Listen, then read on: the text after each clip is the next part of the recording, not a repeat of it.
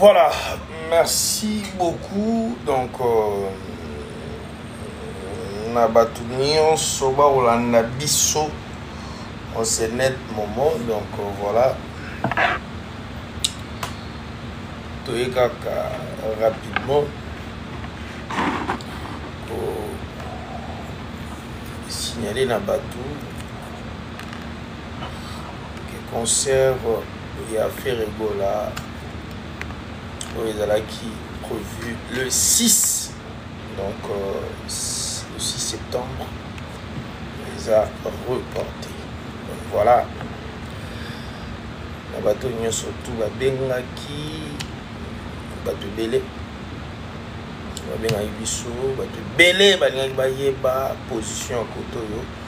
Je crois que donc il Tina terrain et qui parmi bateau qui sélectionné pour un festival Ishimaoyo, mais malheureusement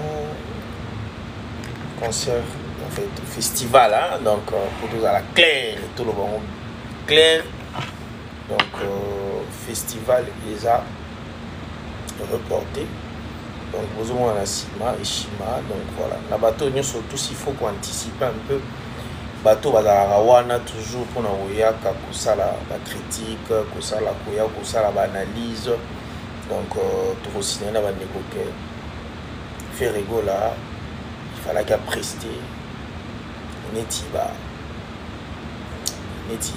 musicien surtout donc ils avaient qui concert il y a fait arrêter un concert le 20 septembre parce que le 20 septembre la production faire bétailler mon coup na échangeur wana donc on allait m'échanger en fait na échangeur donc vraiment gauloise gladiateur sensibilisation toujours donc tous à la mobondo il y a pour s'arranger donc voilà bateau tout à pour se routine la situation pour na pour son billet consort donc tout talisa manoki donc côté il y a échangeur. Donc voilà, message, il fallait qu'il vraiment tout côté moi la main, tout côté na YouTube, tout côté vu que toujours moi incident parce que deux machines on essaie là on va streaming donc il y a eu problème donc j'étais là pour la langue malheureusement et salité donc voilà.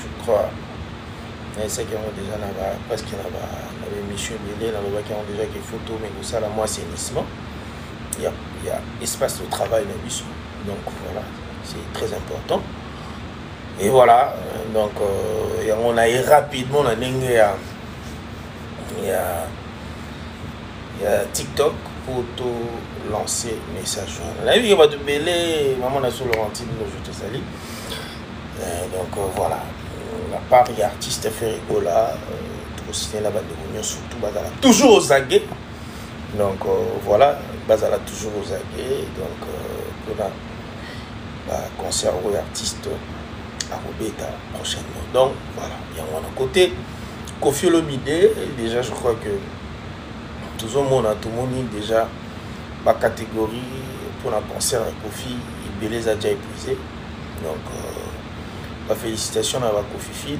donc pour consommer hein, vraiment mon pao quoi donc mon pao mais tout le monde il peut sortir médiatique à mon pao na Marius Munga moi bah Toroya donc Toroya aussi la mon analyse quand il a Sarabino Toroya réfléchir ensemble comme vous le savez donc biso de réfléchir ça ensemble pour payer ça piste de réflexion dans l'émission de biso.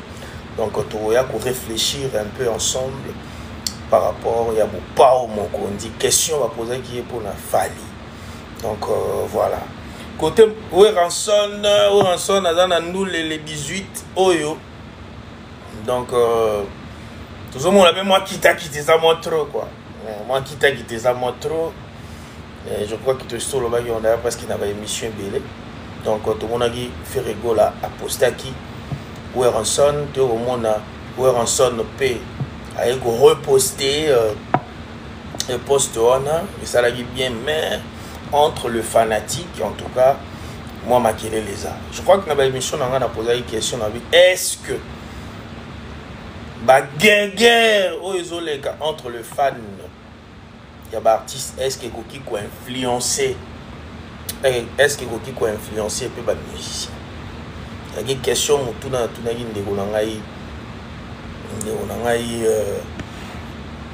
Junior Longonzo et là parmi les sujets photo développés. Est-ce que encore une fois poser sous question on a une toujours landanga émission auto tient vidéo auto tient dans YouTube. Est-ce que bagégé parce qu'aujourd'hui bagégé réseaux à la tous surtout na TikTok. Est-ce que bagégé wana et Koki ko influencer pe Koki ko influencer ba et ko influencer ba musicien. Donc voilà. Si j'ai yangwana tout développé sur les alamous pas au matin mati au PCP point de vue na yo par rapport à si j'ai tout tu peux ça aussi ka awa. Donc voilà parce que les lots ba fanatique de le bango ba fan les lots on doit maîtriser fanatique azaki. Donc na ba musicien bango moko bazo ko maîtriser ba fan. Tout le monde a un TikTok aujourd'hui. Donc, fanatique, Azan est libre, aïe, à fond les panels, naïe. Avec nous, le banaïe, Azan libre, à rebétaner, à méli, à rebétaner, à nini et tout, voilà. Donc, tout le monde a un rôle. Tout le monde a un rôle. Est-ce qu'il faut que conscientiser les fans? Ils appellent pas tout. Donc, les lots, n'angam va faire rigola. Ba fan et artiste ba gaulois ni bazawana babi oya ou toucher faire okomuna bango na nzela na yo. Est-ce qu'ils ont senga peu ba fanatique ya ba mission mususu ba se respecter côté na bo garder un peu bande na bino ko garder bande c'est-à-dire makamwa musicien tel ko simbate makamwa musicien tel ko simbate. Il y a la musique, il y a musicien na olinga. Parce que ce qu'on dénigrer, on peut critiquer. Musicien songolo pakala, notamment Batouloga Bafere, Okuta toujours na Baroya pour recadrer. Mais ils ont passé là au monde les réseaux sociaux connus aujourd'hui. Tout le monde a mon tchaba famille. Il est au salaire moi patient moi. Mais il faut vraiment un musicien se rendre compte de ça. Balane la maramona balukaka boma moto parce que aliro maramozo ke mezo ke ne mabe. Mezo ke ne vraiment mabe bien osana te. To moni pe na ngambo kuna. Après sortie médiatique ya musée Kindingu. To moni pe lo malonga musée à lobby on ezati. Parce que les lots sous Nathalie vidéo mon ko fait rigoler va poser sous question et pas ya Jazz Kavulu na Italie toujours Kindingu et faire répondre toujours quand on a répondre on a que les accords donc les lots avec Ndeko Sango avec qui ko pesa mo sous moi forme bien au Robake Ndeko Kindingu aza na entreprise na mais malheureusement de on a besoin comprendre te ayi abimi avec lui aza na ngwa loba. Moi je pense que il faut tout réfléchir ça et puis tout le gâteau ça n'a pas tout bas à la biso. Donc avant de ça la sortie médiatique par rapport à l'eau robot. Vous attendez à réfléchir avant. Vous attendez à yo bateau bazandinga na yo ba mega opeso mo ba piste. Autant aux les gars au communiquer bateau baza nini bakanga. Nous avons Nathalie vidéo on a monique Ferré, toujours constant. Moi, constance, moi, de tout sentir en haut. Là-bas, réponse naïe. Et trop sage. Donc voilà.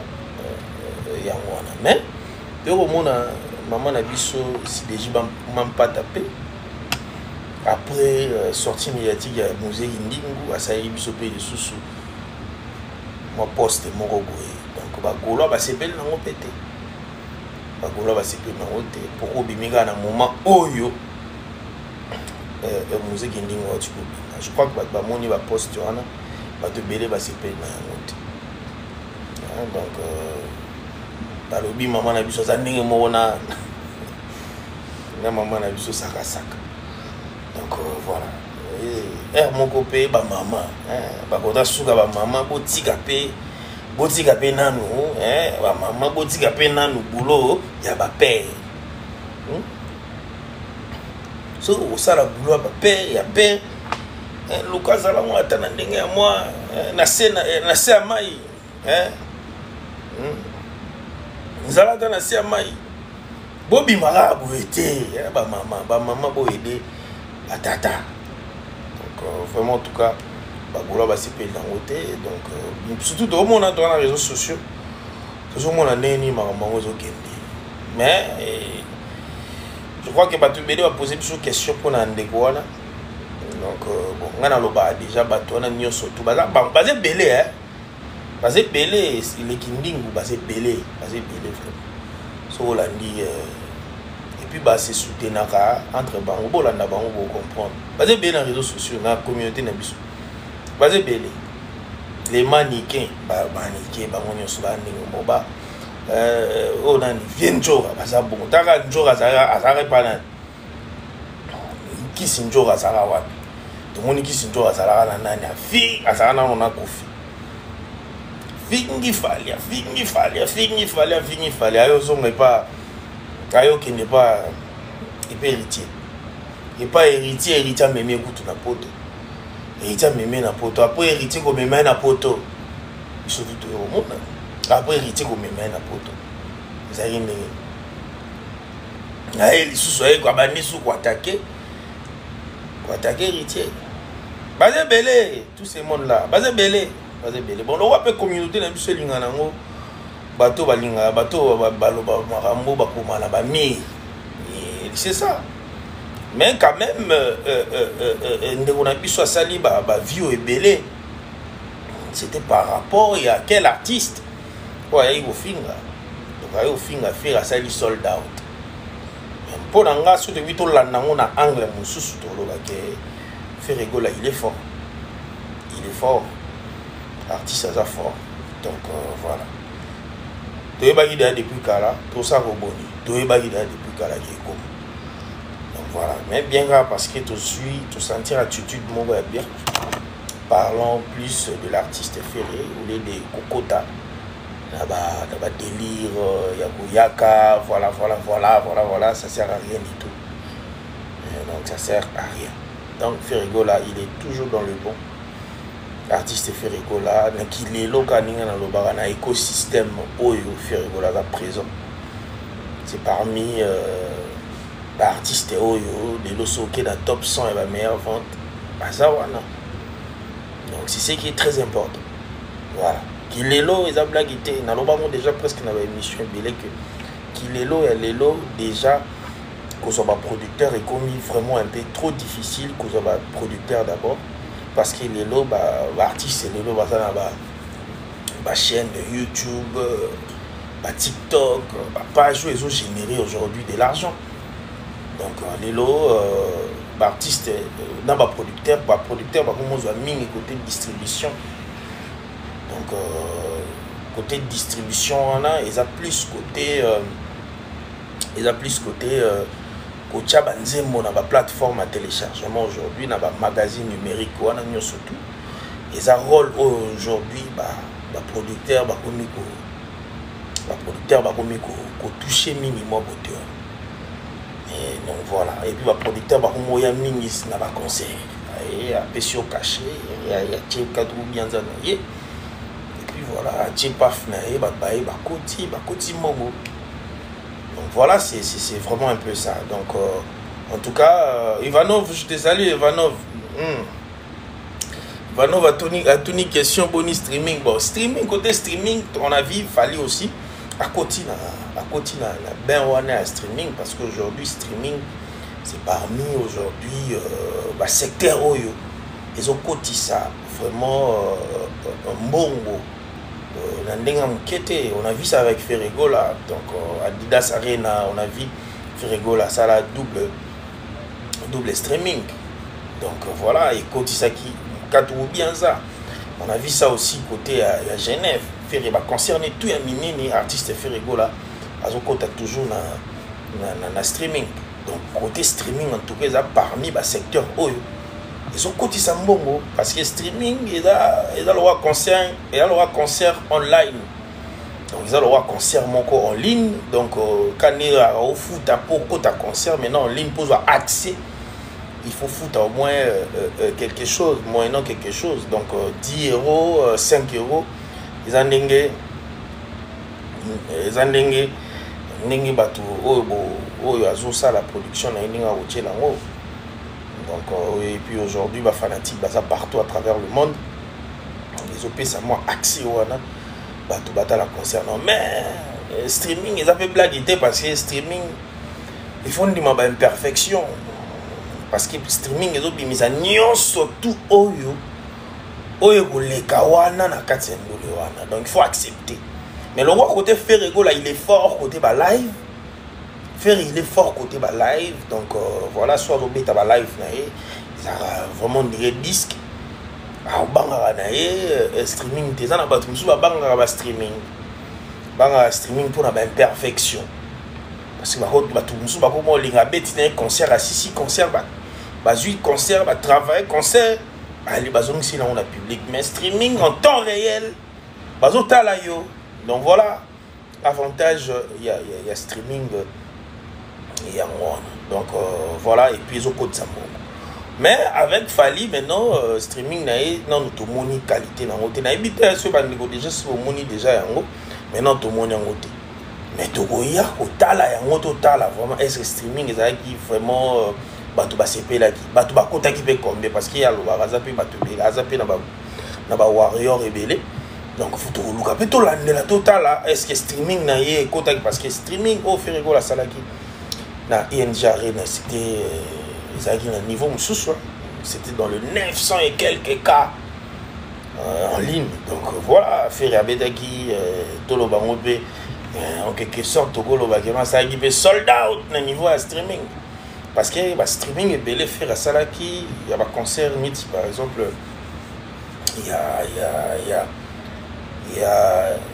a Adidas Arena, streaming, on a artiste dans le 40K, 45K, jour à Liboso. Je vois deuxième jour, ils arrivent dans le 50K et tout beau calculer sur $10 fois 50 000. $10 fois 50 000. $10 fois 40 000. Et fait rigolo, et dit à niveau, il y a aussi la émission.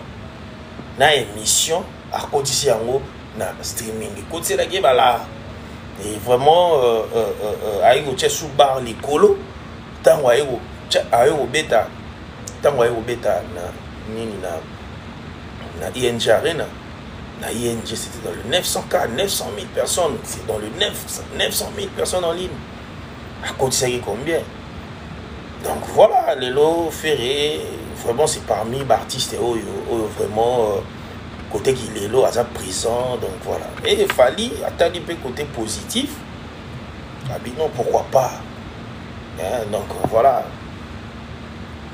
donc Fali peut d'un côté n'est pas talabi pourquoi pas on a peu d'un mécanisme nous essayer un peu secteur et voilà bon toujours c'est là tout à résultat mais moi toujours accepter ça donc je dans les réseaux sociaux et qui n'est là ma solo. Donc voilà quoi, la monnaie anonymous, topé sur moté. Merci beaucoup, Mami Kabala. Mami Kabala, et qu'on soit dans les lots, tout le monde Fali, à Zupenti là, c'est ça, on a toujours, tout y a qu'on a la communication, et moi personnellement, la communication, on a raté, non, Kingani, à Salagiboy, Kingani, à Salagiboy, parce que dans la musique, tout est permis. Et tout ce qui concerne la musique, où ils ont englobé les musiciens, aujourd'hui, il y a des points. Il y a des points. Donc voilà. Point, c'est-à-dire,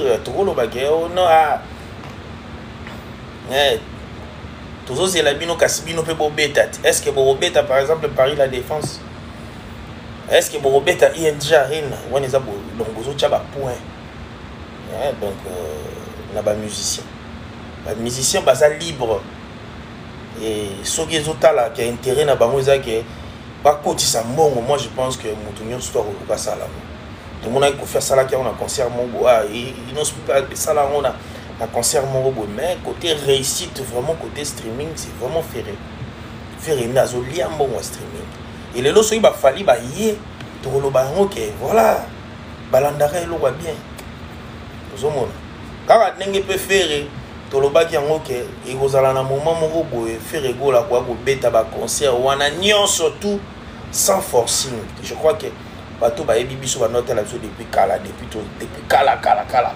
ba 2019 2020 na niveau Russie pour comprendre que dans le bango ke e okoma na moment moko faire akwa ko beta concert na mikili e ozala concert à makele l'été tout le monde artiste akwa ko beta concert tout le monde artiste tant qu'on beta concert bato ba koyana kimia nyonso tout ba wako longola bato ba péricté violence ozala te tout le monde artiste famille mobile yé na mwasi na bana ba koti ndule et puis mais je crois que yango bomoni komaki ba concert tout fait la bête na niveau Europe je pense que c'était nickel désordre des acquittés voilà dans moni le losto qui n'est toujours malem petit faire a ouais lobby a robeta Paris la défense wana a robeta on pe na kimia nyonso tout aya ki bomoni ING beti ING na kimia nyonso tout na kimia artiste a beti a zongi donc ya sikeza na hotelo moya grave ezate mais ba biloko siko o faire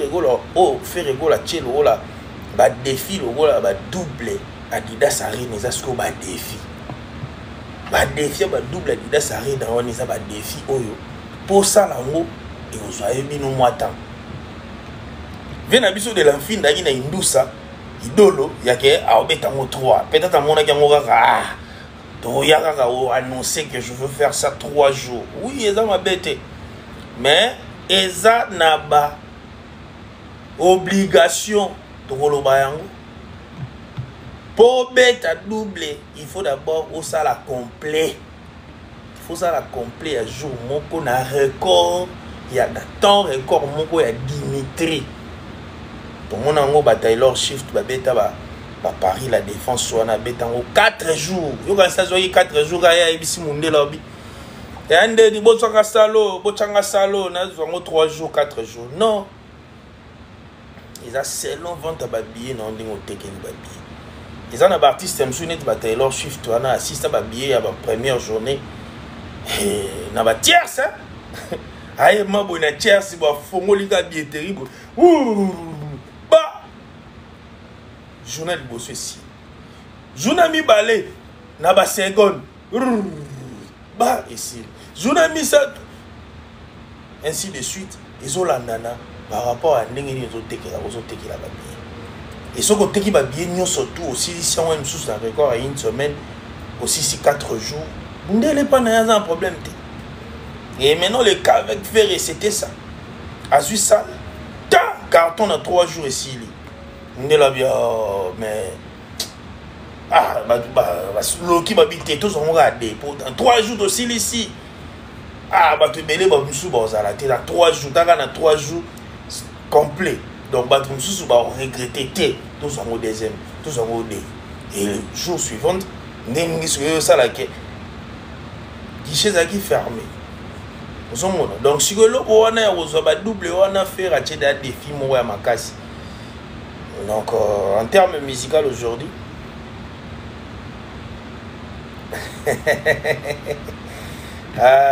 leka donc en termes maintenant musical aujourd'hui tout le bayango ils a ba défi peut-être fallait au sala moté leka défi makasi fait rigoler à sur le roi travaux pratiques t'es pas makasi au ferraché fallait au sala moté des jours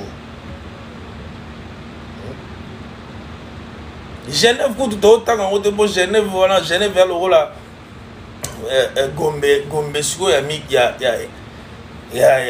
Europe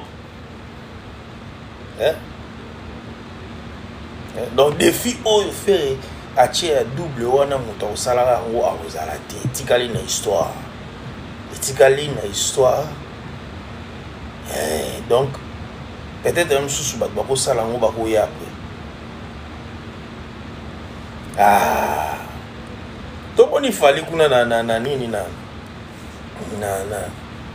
azobeta na stade kuna bayebisi biso keno fwilu eza makasi ndeko bayebisi biso fwilu kuna eza makasi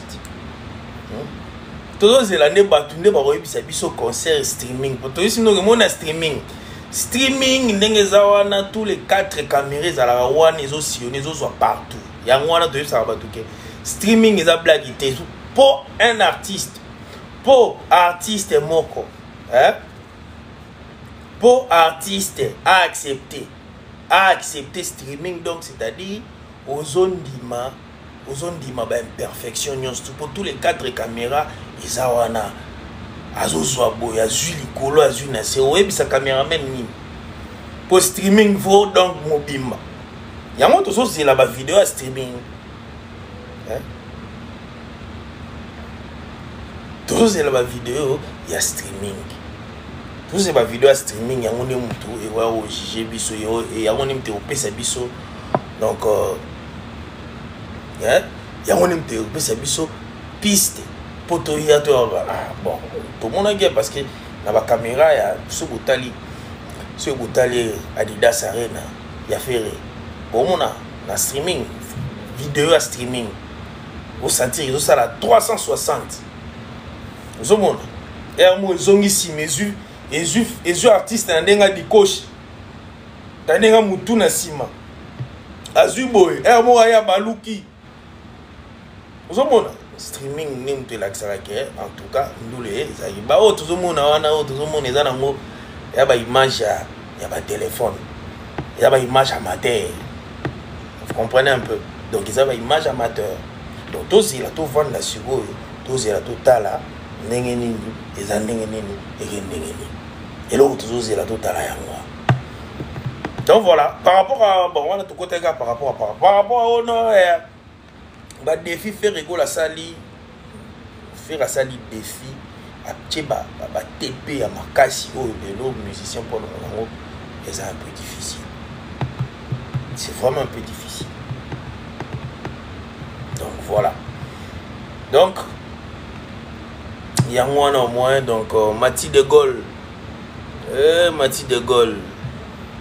pêche au Basala aux hommes donc ba défi wana pour muto sala ngo eza moi passi ya moto yebisi bino ke non ko zwa double eza blague te ba tailor shift bazongo ba 4 eza par rapport à ndenge ya ba vente ba billet na tiers ça ba ya ba vente ba billet zo mona c'est que fait en tout cas eza ba prouesse moko il faut to loba yango peut-être ba te belé côté na moi secteur on ba tala yango te mais eza artiste sala acha bar likolo et puis likolo nango tomona na Adidas wana ndenge nini environnement ya salle bato tout bazali ndinga ya salle ndenge nini bazali satisfait donc c'est-à-dire bato bazali na ba bar na bango ba café ba restaurant ba hôtel bazali ya OCP osomona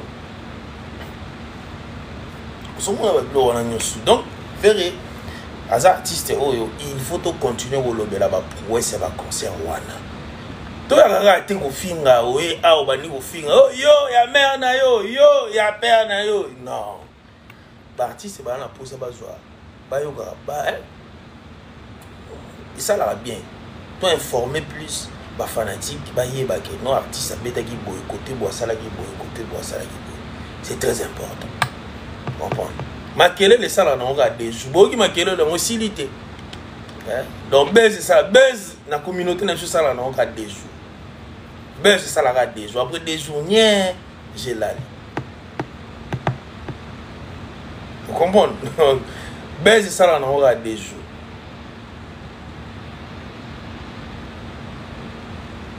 donc base ça la na nga des jours base ça la des jours.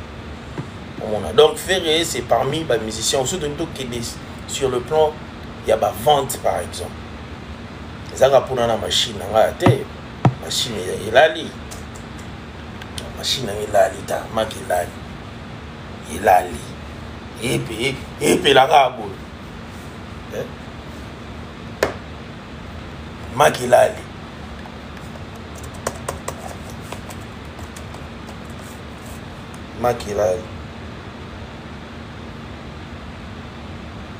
nasali nyonso to boye soki ezali keno machine eza opela tonga tolakisa bino tokota na ba catégorie ya ba musique internationale. L'autre fois nasalaki appel na ba gaulois nyonso to ya de partout que tozongisa Amour Illusoire na top 100 ba meilleure vente. On a dit to lobby et voilà bato basombi Amour Illusoire ezongi na top 100 ba meilleure vente. Amour Illusoire c'est 1.29 €. 1.29 €. Vous avez et bah fat les faire bah sombi bah ils ont mis dans top 100 bah meilleure vente. Parce que Destin Loban presque n'a pas émission belé que impact est très positif na streaming na plutôt na téléchargement que na streaming. Koyoka nzembo en mode streaming côté mbongo écoute ça va vraiment parce que ibele basa ela ba Spotify ou en Afrique monisco côté avantage ça mingi côté téléchargement parce que téléchargement mutu pas télécharger nzembo il faut ta carte na ye monisco côté impact ça positif ya moi alors que streaming oui bako streamer ibele tu peux avoir beaucoup rosa na ba auditeur ibele na ba secteur wana na nini wana plutôt na ba plateforme wana eza nango bien mais soki batu wana oyo oza na bango ebele eke bazo streamer na bango yo na freemium donc ozo kotisa no lo moko te ozo mona donc ozo kotisa no lo moko te avantage eza siko ok tu vas télécharger plus banzembo na yo ko télécharger c'est-à-dire bazo télécharger na iTunes par exemple to bazo télécharger na Amazon parce que Amazon a chaque liste il y a ba artiste oyo bazo somba bango 100 artistes oyo bazo somba bango régulièrement parce que Amazon a chaque bango. Donc Amazon a classé bango mais est-ce qu'on a pas classement wana na Congo kaka fait yendaza yo tout nanga mais azege boy na boy bato balandanga na YouTube baebi comment est-ce que tu explicite rango vraiment comme ça donc na moi pragmatisme moko ya ko faire comprendre bato parce que oui parler beaucoup aussi et à un moment donné comme au kota boebimi mais tant ozo loba et ozo lakisa mbala moko en même temps ndenge nini makambo ko kenda ndenge nini position yo surtout artiste ozalaka ezo sala pe bato ezo kanga bato na mitu et bon mon artiste alekaki na ba émission alobaki na contrat dynastie 1 o ya ba marathon ya ba carte rose et consort ezaki contrat oyo vraiment c'était plus Sony ni mutazalaki plus bénéficiaire na yango parce que contre za gaming na faveur na ye nde baiko sala que baiko bande la contrat wana et artiste a obimisa 2 volumes et dans tous les 2 volumes où artiste a bimisa qui voilà déjà dynastie 1 azalaki avandi na top 100 ba meilleure vente pendant 2 ans donc ebisanga siko album eza ce qui 10 points quelque chose euros. Tu as gagné 10 € par exemple. Si vous depuis avant pendant 10 ans, ça la rend à top 100 la meilleure vente. Donc il a qui coûte ça qui a tout bien ça qui top. Et actuellement, tout ça on a 2 volumes, il y a Dynastie 2.1, na Dynastie 2.2. Oh les lots, ils allaient sous na top 100 la meilleure vente. Donc voilà. Donc côté wana en tout cas ngana lobango Gaulois aza fan oyo ayokaka et puis aza fan o alingi évolution ya artiste na Golo aza bongo. Donc Golo aza vraiment aza trop direct en fait. Tant c'est ça la boye pour na boye. Azo sala ngombala moko pour na boye pour azo zela résultat. Parce que dans le bango je fais partie oh nani. Donc voilà. Je fais partie. Donc y a bateau yo vraiment la vision. Tant artiste azo sala dynastie nae. To yebara te que dynastie et bimaka en digital. Il y en a vente physique. Mais surtout vous avez déjà un avantage wana ya ko canaliser ba fanatique ya ko kende plus que consommer. Faire rigolo la somba faire. Il y a des vidéos tout ça là opération donc comment plutôt comment acheter ferré. Il y a des vidéos sur Betia on a YouTube ou mon comment acheter ferré dans ma plateforme à streaming, dans ma plateforme à téléchargement. C'est l'un de secteurs où vraiment on a maîtrisé en macasse. Et voilà, artiste à l'obé qui a une mission qui est vraiment dynastie, c'est bon. Voilà. Tous à la rate, tu as vu au bani ko finga et belé, au babysiper TikTok en au babysiper dans les réseaux sociaux. Il faut qu'on finga. Après ça, au fin nous gagner nous léni. Bando finga babilo et assez. Allez, ça au fin bilo ascende et salini. Tu gagnes quoi? Tu gagnes quoi? Il y a qu'à voir dans le plateau, ça la pompage à cerveau par rapport à l'artiste nayo. Bon, quelque part après, l'artiste bah on peut pas péci. Ma maman en plaire. Et comme il faut que poto, pour que mikili, il faut finga pour pas me mon poto. Bah tu ma finga il comme il cop. Voilà des histoires comme ça. Et comme il faut finga, on sort au finga du visa, au finga du visa. Donc voilà. Donc biso to limbate na koya toujours ko lobela affaire positivement. Et qu'on lobé l'actualité, il y a un musicien. Parce que oui, je suis pro Ferré. Là, c'est connu de tout le monde. Donc, dans mes émissions, donc, je parle plus de l'artiste Ferrigo, là, qu'on lobé la prouesse et qu'on sort. Mais il y a un péché à rater côté à côté actualité, qu'il y a côté moi actualité, qu'on si maman mouké. Donc voilà. Chikomayo, on a peu sur mode. Donc voilà, tout mes camarades ont changé moi la façon de travailler et vous allez bien vraiment ma casse. Donc vous allez bien ma casse parce qu'il est là, mon iba polémique oyo.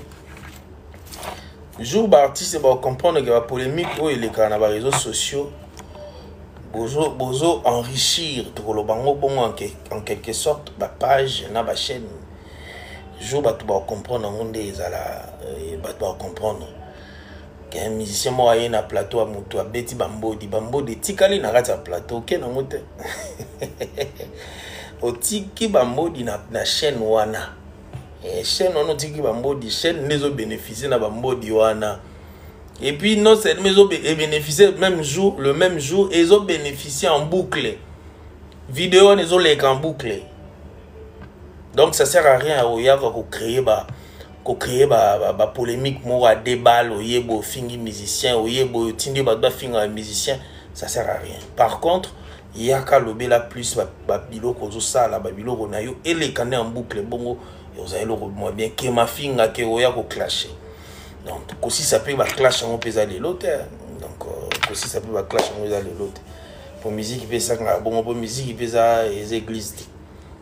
Un mozo yo simbi atanga o simbe na mukilo. Benya Moukila dit. Donc voilà, c'est vraiment un peu ça. Donc voilà mes amis. Donc voilà, c'était un peu ça. Donc toi il a communiquer un peu par rapport à Eshima. Eshima est un festival. Donc faire un qui tête d'affiche. Donc faire un qui déjà caché naé. Journaliste va lire qui va tout bien dans la promotion. Donc il comprend un peu. Na Eshima, na lire moi le ramouké. Donc voilà. Mais bango ba pesi ba raison na bango logistique marambo belé za na kati wana. Donc ils a raison bango ba pesi raison na bango pourquoi ils a reporté. Donc festival Eshima oyo ngai ozala bongo oyo bongo faire nga beta les 6 eza reporté. Donc ils ont reporté. Donc vous posez nga ba question mingi te, mais boye baka que non festival les a reporté. Festival les a reporté. Voilà. Donc yango na to chasiko maele donc ba base nyo surtout oyo ezala wana pour na faire surtout ba fano bazana ba groupe boza partout bozana ba groupe côté boza sensibilisation je continue toujours maintenant pour na le 20. Donc le 20 ndé vraiment le 20 ndé vraiment et ozala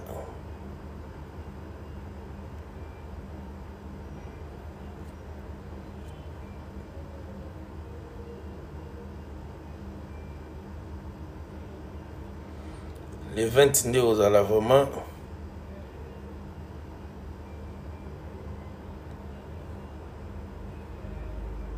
voilà les 20 ozala ndé awa donc ya mukolo a obeta les 20 na échangeur wana et ozala tout fait tout flamme donc et ozala tout fait tout flamme. Donc il faut vraiment un jour on est à Mapoutoulou, hein, Makumata, Makala. Papa Alex américain, oui, pourquoi Basila qui kaka faire acha yango na page nae. Ah, yoka.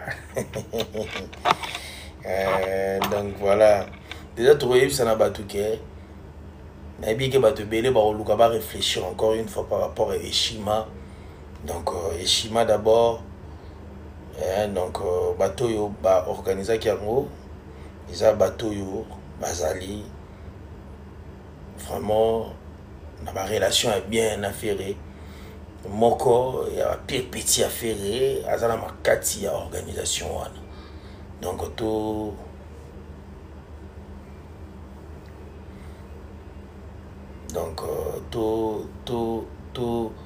kota na moi terrain on a se poser ma question belé donc ils avaient concert à faire été mais ils avaient qui festival inga ozalaka faire ekate nem tu fallait prester mais na ba artiste me fallait ba prester donc voilà on va poser question pour na propos ba billet donc je crois que kuna na nini ba billet bandi na 10 000 francs ba billet à $10 eza VIP $10 VIP $30 donc ba billet ezali kala mingi te tozo soit ba information nyonso tout eza quoi tozo annoncer donc je crois que celui tozo ba information nyonso tout na etali concert aux le 20 donc to ya peli sous encore une fois pour na koya communiquer les sous pour na bino bato tout bozolanda biso donc eza vraiment bon.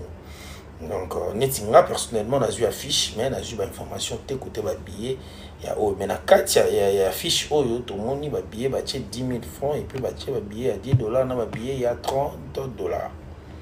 Donc voilà, donc c'est-à-dire bateau nous surtout bazaki sensibiliser pour envoyer peut-être de l'argent pour acheter des billets pour Eshima, donc ne vous en faites pas.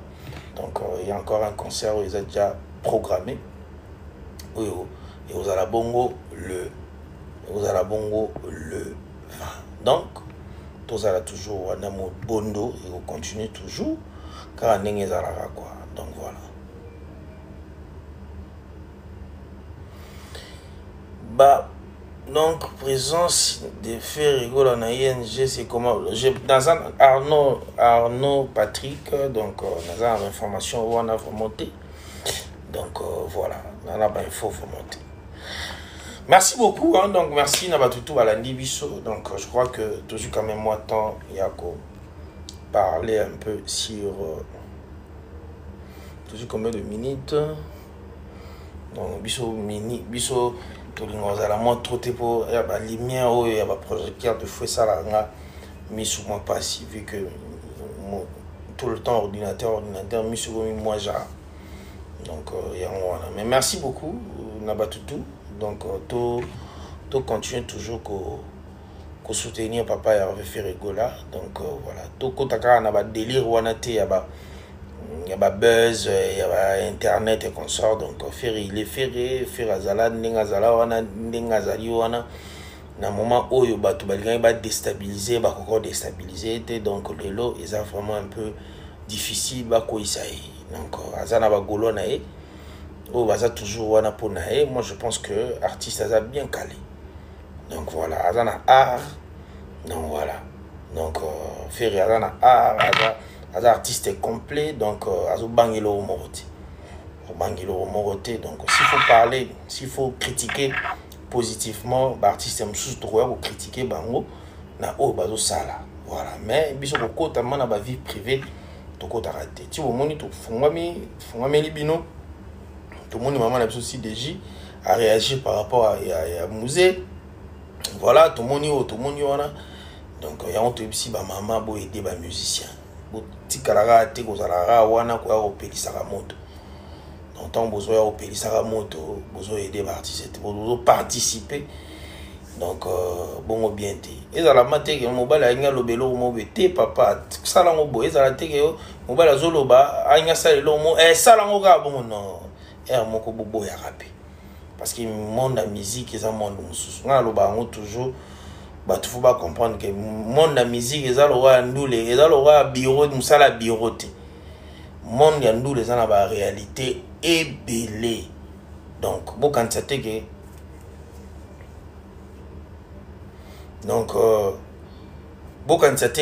donc voilà oh musique ezo sala oh musique ezo sama na musique yo pona yo vani na bureau tamboli au lieu olambi fufu au lieu aussi ce qu'on lia fufu pona yo mona que c'est normal non musique eza na ba code na musique eza mambo belé eza monde moko dans le bango toujours un monde mon parallèle ya nga na loba na bato oyo ba sala ka boulot na biso oyo ya ba pandisango ko vanaka te ozelaka ozela ote artiste fois sala ozela ono artiste boy na boy ko zela te po nyonga soko zeli okonyonga zomona donc yo zalaka mayele yeba ozo sala garder ban na yo esili pour peso crédit donc garder ban na yo zana kwa na sala mam na yo ba bengi yo yande ni pour na promotion oye ozika tout bien ba bengi peyote. Donc, quand on a été non, pourquoi on a été parce que on a wana batala rapé selon mutu ndenge nini azaleli ndenge osamusana so ba bengi ngaite na konyenga te po ba bengi ngaite. Donc voilà. Donc so ba bengi nga na ye na zu par na nga na sali musala. Tozali na baneni na bato fi wana we ba benganga na signa contrat na bango benga pe batu mususu pete bato na pe banyonga kati. Donc voilà soki muta bengi eza par rapport ninga zo monela ningo sala makamuna yo. Donc voilà wana eza vraiment conseil na pesi bande ko belé oyo to sala bango musala moko. Donc to protéger ferré ya mutu ya ngwana. Merci beaucoup na batutu. Merci na Philo Mwadi ko solola kitoko Philo Mwadi, merci na Edo Santa, merci na Janice Tantunga mputu manga muchuri le gros du temple na ebita no kenanga na YouTube obi ezala nyoso to ezala donc nyoso to ezala ikindaka bongo eza babi TikTok eza mboka moko tata te mama te bana na bana. Mais on a aucun nom, on a na YouTube, na YouTube. Donc voilà. Philo Mwadi, merci beaucoup. Merci na Janicita, merci na FRDC, merci na maman ABDZ, joyeux anniversaire à toi maman. Merci na Tison qui vit la Pedro. Donc image vidéo et ko taper na YouTube. Donc voilà. Merci na maman Konti Trap na Trap, merci na Jessica Njenga de London. Bozuli banga na ningi sur TikTok. Donc voilà. Merci Lisusu Bongo na Alain Bilamba, yena benga ke TikTok. Alain Bilamba, merci. Te soki vraiment batuluwa ba Alain Bilamba bazé belé baye belé lelo na ba mikilouana en tout cas c'est bien. Donc il y a bien un tikotak. Ce gars a commis tikotak à réagir. Ah Alain Bilamba, Paul Tumba Ilunga. Merci beaucoup. Donc merci à Silvio Wechi, Alain Kisasa, Silvio Wechi, na Yalobo Mbenga Bazana Kim. Donc on a Kisasa Nengenaka. Donc voilà, merci encore une fois na Laurentine Lola. Donc il y a bien la dame de fer. Laurentine Lola, donc la dame de fer. Et Menimi Bokimat. Ah, TikTok est fou. Moi, ma bien tout Bokimat. Et Menimi. Oh, Menimi Kuna. Donc il fallait TikTok. Donc il faut féliciter. Et Menimi, je te salue aussi. Donc Evanov, je te salue. Merci beaucoup. Merci na Fantomas. Merci na Batutu, hein. Donc Batutu, nous surtout vraiment soutenir Bisso. Donc on continue toujours à soutenir Bisso. Donc pour Bisso, Tolinga ma Bisso bati, Bisso Bisso bélégraté. Donc voilà quoi. La ligne bino à trop. Donc Tokutani lobby. Donc tout ça l'effort déjà ta machine c'est kangami. On a évité non ça la nini peut-être même sous. Les gars à boire, 20h, tu les sur TikTok, YouTube. Peut-être que ça la bon parce que tu as Moussala au Loba, Moussa Nabiso Yango Bando Loba, paka. Donc voilà. Moussa Nabiso Yango. Merci beaucoup. Donc merci à Banegonio surtout. Oyo ba vous appelez live Oyo. Après donc boy ba vous partager Yango donc Toyo Solara les padres nanenga bien donc voilà. Nyo surtout eleki bandeko zage toujours. Tu sais qu'il va que actualité makele les annonces à des jours ici la ranango. Donc ici la ranango tout s'est préparé. Artiste est bientôt là faire orbiter un ami qui lit. Donc projet Zebele n'a pas un abisso sur le plan numérique. Tu sais qu'il que tout ça tout créé base de données moko. Donc toko chat a une affaire à 20 000 goulons à Kati. Donc tout créé base de données on a. Et la base de données va nous permettre biso ceux qui ont un concert et à mon nez tu vois même sous 10 000 tu vois 10 000 golo on a 4 10 000 golo on tobi boson ba deux billets c'est boson il a deux billets 6 litres bois 10 000 maman ça la 20 000 c'est une Q et donc toujours bouler on a calamité tout si ça non ma machine et puis tout le cas to identifier en fait c'est une manière pour nous il y a Bossangani officiel, je te salue. Donc c'est une manière pour nous identifier les fans et affaires pour créer les bases de données. La base de données nous a pour frappe. Et en dernier, 10 000 wana, un message. Tout à son billet, des billets. Maman, c'est une multiplication. Il y a une stratégie autour de nous. Babiloko, on est comme ça. Bon, ça, on est comme ça.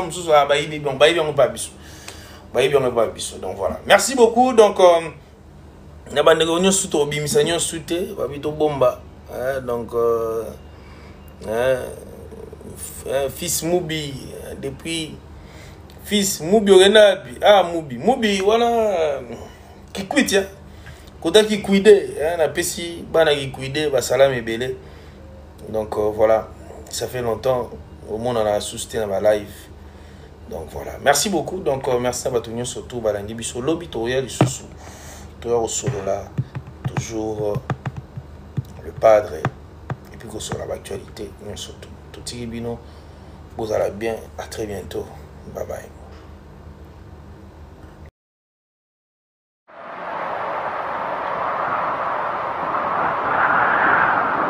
Global Télévision, Trésor Moscou, en tout cas vraiment la femme qui est Global Télévision. On a aussi maintenant les gens merci.